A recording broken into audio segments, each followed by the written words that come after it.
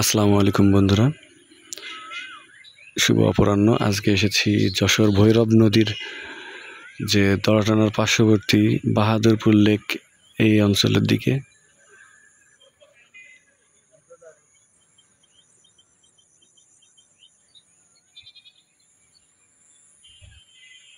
এখানে আসলে নদী বলতে কিছুই নাই, সম্পূর্ণটাই বিভিন্ন ভূমি যারা দখল করে তাদের দখলে চলে গিয়েছে অনেক আগে থেকেই, এবং বাকি যে অংশটা আছে তা সম্পূর্ণ কচুরিপানা দিয়ে আবৃত।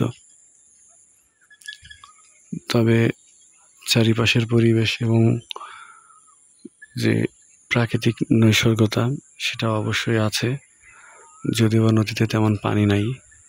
তারপরেও এখানে যে একটা নিরিবিলি পরিবেশ, একটি সৌন্দর্য, সেটা সকলকেই মনোযোগ আকর্ষণ করবে। এমন ক্ষুদ্র ক্ষুদ্র আরও ভিডিও পেতে অবশ্যই আমার পেজে সবাই খেয়াল রাখুন এবং লক্ষ্য রাখুন। আসসালামু আলাইকুম।